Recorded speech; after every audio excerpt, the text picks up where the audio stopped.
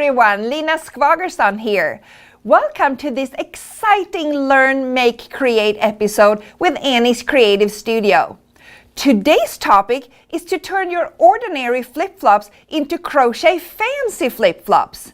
I will show you in close-up detail how to work the top part as well as how to attach and how to make a cuff.